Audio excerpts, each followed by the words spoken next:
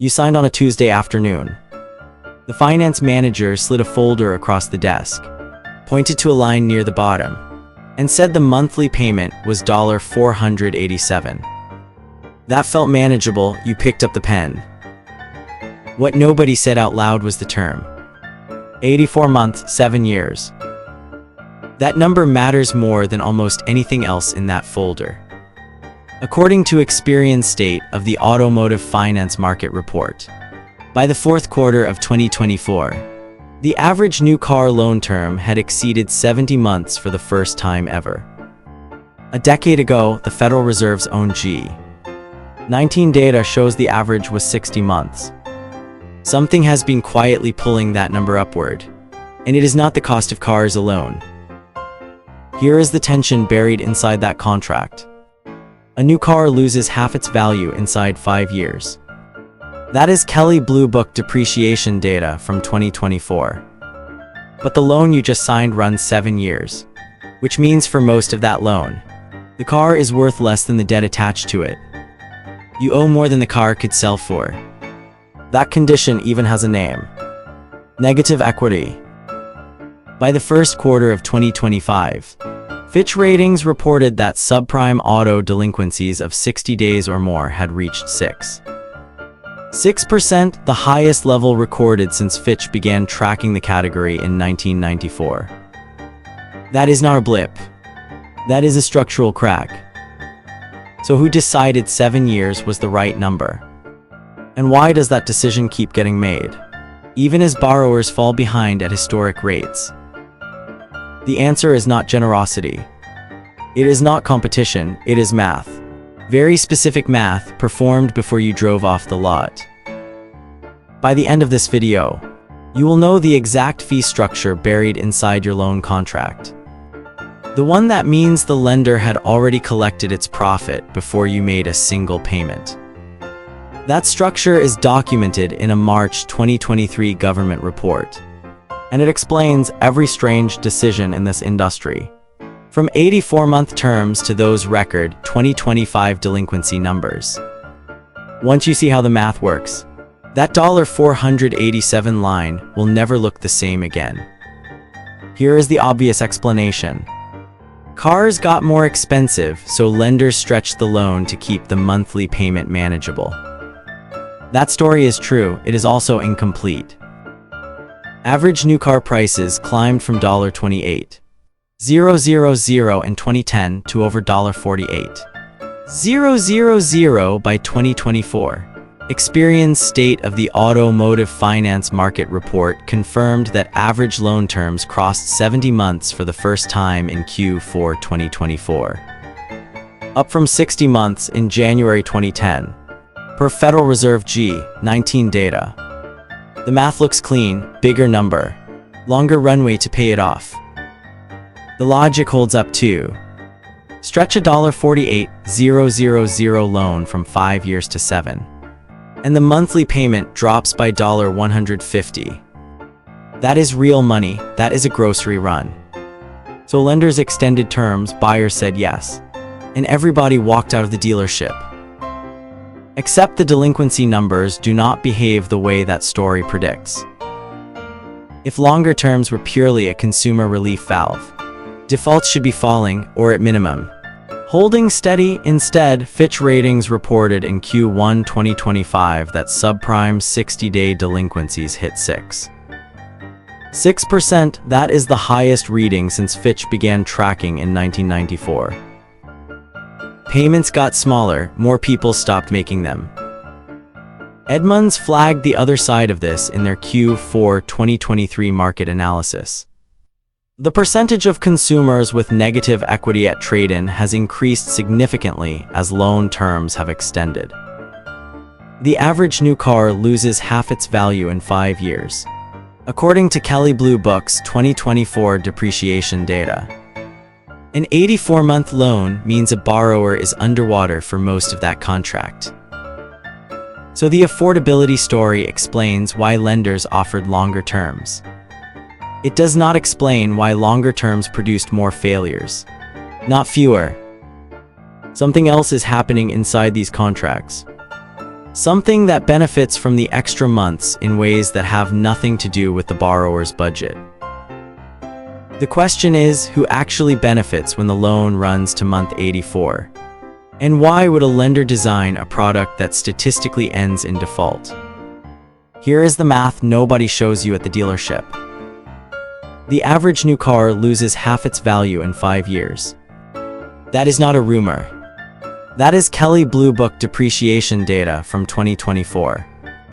And when you sign an 84-month loan, you are borrowing against an asset that will be worth a fraction of what you owe for most of the loan's life. Amortization front-loads interest in the early months of a long-term loan. The majority of each payment goes to the lender as interest. Principal barely moves, experienced Melinda Zabritsky, who tracks every tier of the auto lending market, reported in Q4 2024 that average new car loan terms exceeded 70 months for the first time. Millions of borrowers are spending their first 2 years barely denting the balance while the car depreciates fast. The result has a name. Negative equity. You owe more than the vehicle is worth. Edmunds documented this in their Q4 2023 market analysis report. The percentage of consumers with negative equity at trade-in has increased significantly as loan terms have extended. The math gets strange when a borrower misses payments. The lender faces a choice. Repossess or wait. Repossession sounds decisive. But if the outstanding balance is $22,000 and the car sells at auction for $14,000, the lender has just locked in a $8,000 loss, guaranteed immediately. So lenders wait, they restructure. They defer because recovering a depreciating asset at a loss is often worse than letting the loan run. Fitch Ratings reported in Q1 2025 that subprime auto delinquencies at 60 days or more reached 6%, the highest level since Fitch began tracking in 1994. S&P Global confirmed in February 2025 that 2022 and 2023 vintage subprime deals were exceeding 10% cumulative net losses. None of this surprises the people writing the loans. The delinquency math is knowable in advance. The depreciation curve is published. The amortization schedule is arithmetic. Which raises the question that should keep you up at night. If lenders can see the defaults coming, and they can, why do they keep writing these loans? Here is what the lender never tells you at the dealership. The moment you drive off the lot, your loan probably isn't theirs anymore. Within weeks of origination, sometimes days, auto lenders bundle thousands of loans together into what the industry calls asset-backed securities. Or ABS. They sell those bundles to pension funds, hedge funds, insurance companies. The risk leaves the lender's balance sheet. The fees stay behind. That is the shift, not a gradual one. An immediate one. The lender is no longer in the business of collecting your monthly payments. They are in the business of manufacturing loans that are attractive enough to package and sell. Those are two completely different businesses with two completely different incentive structures. In February 2025, S&P Global Ratings published its Auto ABS tracker. The finding was stark, quote, "Subprime auto ABS performance has deteriorated materially for 2022 and 2023 vintages, with cumulative net losses exceeding historical norms, exceeding 10% on the worst deals. 10% default rates. The machine kept running. Because the math works even with defaults baked in. The bundle doesn't need every borrower to pay. It needs enough performing loans to satisfy investor yield expectations. The lender already collected origination fees at signing. A predictable share of failures was priced into the prospectus before any of those loans were sold." By Q1 2025, Fitch Ratings reported subprime auto delinquencies at 60 days or more had reached 6%, the highest level since Fitch began tracking the category in 1994. ABS spreads are widening. Some 2022 and 2023 vintage deals are now breaching performance triggers. Stress is visible, audible almost, if you know where to listen. But here is the question that should be keeping you up. If the lender already captured their profit on the day you signed, and the investor absorbed the default risk, then who exactly is the loan term designed to protect?